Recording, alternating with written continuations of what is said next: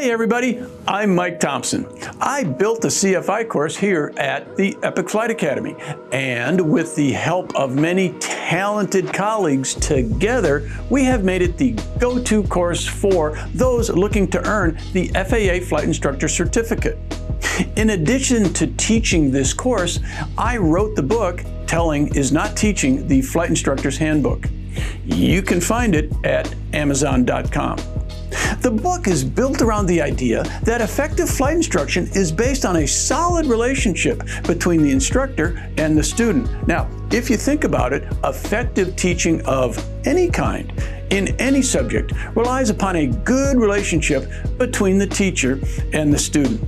Telling is Not Teaching was designed to parallel the FAA's Aviation Instructor Handbook 8083-9A. In the Aviation Instructor Handbook 9A and in my book, the first 3 chapters discuss educational psychology, the next 3 discuss instructional design, and the final 3 chapters address the flight instructor profession and responsibilities in general.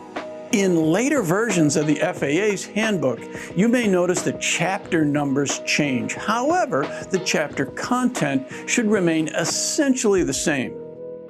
Join me as I discuss each of the 9 chapters. I hope you find the book enlightening, and I sincerely hope it helps you develop as a teacher. Today, I'd like to introduce you to Chapter 9 in Telling is Not Teaching. Now, maybe you've never thought of your learners as taking risks just by trying to learn something. Well, sure, if they're learning something hazardous, such as glacier hiking, firefighting, maybe deep sea diving. But I'm not talking about those hazardous endeavors. I'm talking about an adult learner who simply decides to set out to learn something new. Like, for example, your adult learner who decides to enroll in, say, a private pilot ground school. So, what risk is my student taking? Well, join me in Chapter 9 as we explore the risks learners take.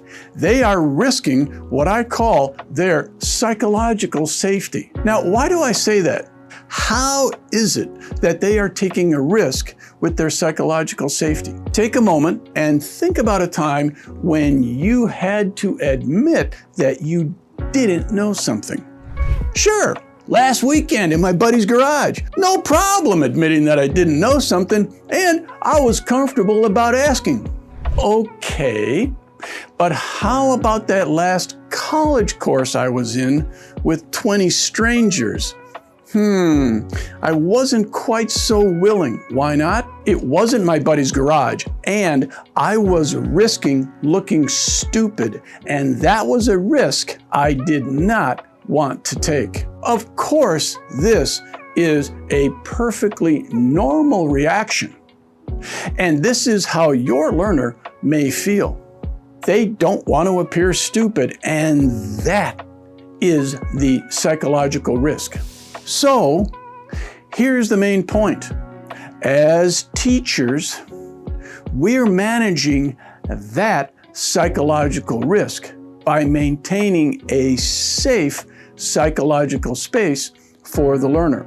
We're demonstrating that we are someone they can trust, not to ridicule them, not to make them feel small simply for their lack of knowledge or skill. After all, that is why they are coming to us, to learn that very thing, whatever that topic is. So the question becomes, how do we get our learners to trust us? Well, join me in Chapter 9 as we explore this idea of managing learner risk and looking at how we build trust with our learners. If a learner finds themselves in a situation where they are not sure if their instructor is, in fact, trustworthy, then they don't feel psychologically safe. This is when they start to employ defense mechanisms, including engaging the fight or flight response. Once this response occurs, they will be in no condition to learn. In Chapter 9, we examined the importance of defense mechanisms to a person who is not feeling psychologically safe and the effect that the fight or flight syndrome has on learning. And we look at how safety goes beyond just physical safety. Now, while physical safety always takes precedence, psychological safety is the next most important thing for the learner, because that psychological safety is necessary for the learner to trust.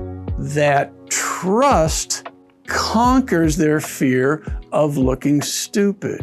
And this psychological safety provides the environment for authentic and deep learning. Would you like to be able to apply these concepts with your learners to become a more effective teacher?